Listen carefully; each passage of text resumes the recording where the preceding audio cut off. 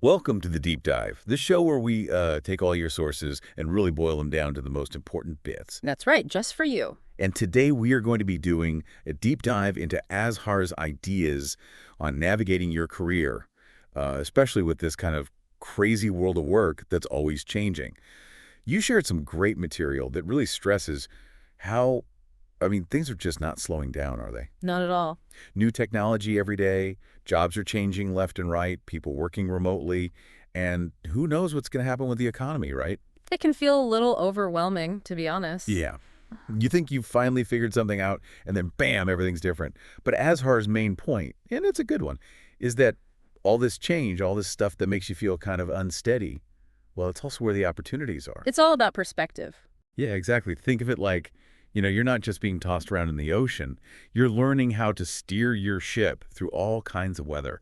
And today, we're going to dig into some of Azhar's key ideas that can help you not just survive these changes, but actually use them to grow in your career. We want to help you see change not as this big scary thing, but as something you can really work with. To your advantage, even. All right, so let's jump right in. Let's do it. Okay. One of the most important things Azhar talks about is mindset, specifically the growth mindset. And you probably heard about this from, Carol Dweck, the psychologist. It's a pretty popular idea. Yeah. It's basically the idea that, your skills, your intelligence, these aren't fixed, like you're stuck with what you've got. They can grow and develop through effort, through experience, through learning new things. It really is about how you approach learning. Someone with a fixed mindset, they hit a new technology or their job responsibilities change, and they kind of shut down. Like, I'm not good at this. I can't do this. Right. And it's so easy to fall into that trap. But a growth mindset, it's completely different. It's like, okay, what can I learn here? How can I get better because of this? So, like, think about when you get a new task at work, something you've never done before. Is your first reaction to avoid it, to think, oh, this is going to be awful? Or are you a little bit curious? I think that's really what separates the people who just get by from the people who really excel. Exactly. Azhar's point is, it's not always the most naturally talented people who succeed. It's the ones who are willing to learn, to adapt, to see setbacks as opportunities to get better, not as, the end of the world. I've definitely seen that in my own career. The people who are open to new things, to learning new skills, they're the ones who really move ahead. Absolutely. And if you think about it, a workplace full of people with growth mindsets, that's going to be a really dynamic place, right? Definitely. More innovation, more people willing to take risks because they know they can learn from it, even if things don't work out perfectly.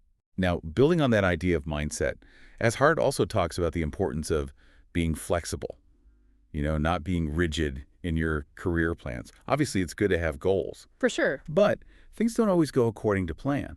And being able to change course when you need to, well, that's super important these days. Like Azhar says, imagine your company restructures and your job changes completely. You're maybe even doing some of what someone else used to do. It happens all the time. It can be really frustrating, but it's an opportunity to. Right. Instead of getting stuck in that negativity, you have to look for ways to adapt. Like maybe you take on those new responsibilities. Maybe you look for training to fill in any gaps in your skills.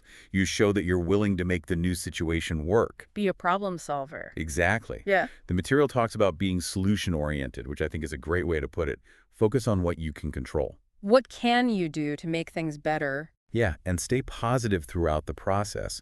Your ability to be flexible, to roll with the punches, that makes you a valuable asset.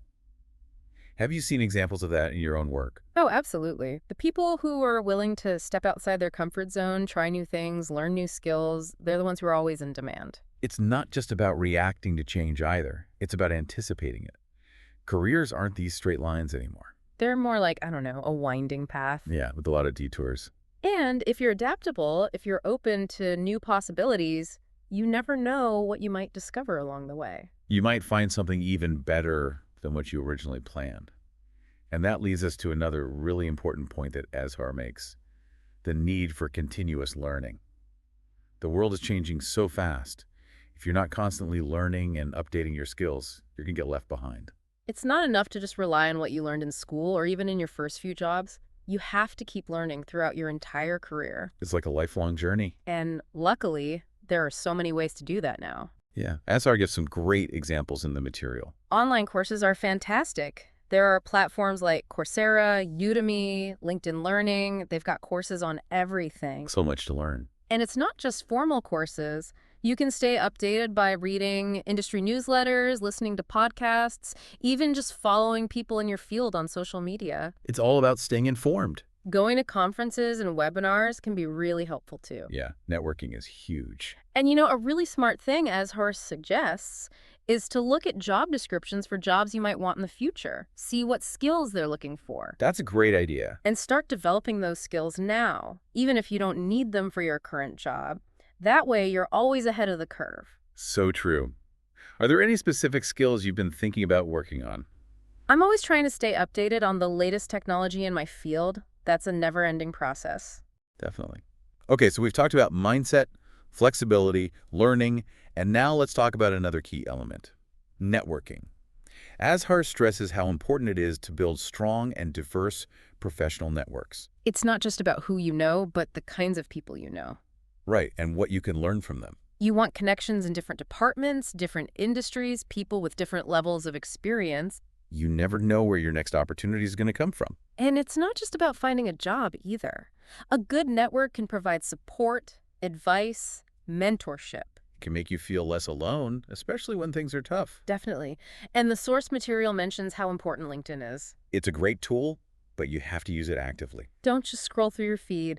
Participate in discussions, connect with people, share your own thoughts. It's all about building genuine relationships. And finding mentors can be incredibly helpful too. People who have been through career changes themselves, who have achieved things you admire, they can offer invaluable guidance. The material talks about how a strong network can actually help you find a new job faster if you need to. Especially if your company restructures or you know, unfortunately lose your job. It's a safety net in a way. Exactly. Your next opportunity might come from someone you met at a conference, a former colleague, even someone you connected with online. So are you actively working on building your network? Oh, constantly. You can never have too many connections. Now, all of this leads us to Azhar's final key principle, building resilience. Change can be stressful, and the uncertainty that comes with it can really cause anxiety. It's natural to feel that way. But being able to manage that stress and navigate those uncertain times, that's what resilience is all about. It doesn't mean you're not affected by change. It means you have the tools to bounce back. To come out stronger on the other side. Exactly. And Azhar gives some great advice on how to build resilience. Like taking care of yourself, Right. making sure you're eating healthy, exercising, getting enough sleep. Those things really do make a difference. It's easy to let those things slide when you're busy, but they're so important. And mindfulness practices like meditation or deep breathing can help you manage stress too. Yeah, finding healthy ways to cope. And it's important to remember that change isn't always bad. It can be an opportunity for growth, even if it doesn't seem like it at first. Like, try to reframe those negative situations. See if you can find any potential benefits or lessons to be learned. I know it's hard, but it's worth trying. And don't be afraid to ask for feedback. It can be tough to hear sometimes, but it's how we learn and grow. If you can see constructive criticism as a way to improve, you're already ahead of the game. So what are some things you do to manage stress and stay resilient? For me, it's a combination of exercise, spending time with loved ones, and making sure I have time to unwind and recharge. That's great. Those are all really important. So as you navigate your career, keep Azhar's wisdom in mind. Embrace the growth mindset. Be flexible and adaptable. Commit to lifelong learning. Build those strong connections and cultivate your resilience. Change is inevitable, but it doesn't have to be scary. With the right approach, it can become your superpower. I love that. Your superpower. If you want to explore these ideas further, we recommend checking out Mindset, The New Psychology of Success by Carol S. Dweck. It's a classic for a reason. And there are tons of great books out there on change management, career agility, and how to thrive in uncertain times. Just do a quick search. You'll find a lot of helpful resources. Thank you for joining us for this deep dive. We hope it's given you some food for thought and some practical strategies to help you navigate your career journey. And remember, change can be your friend. Terima kasih.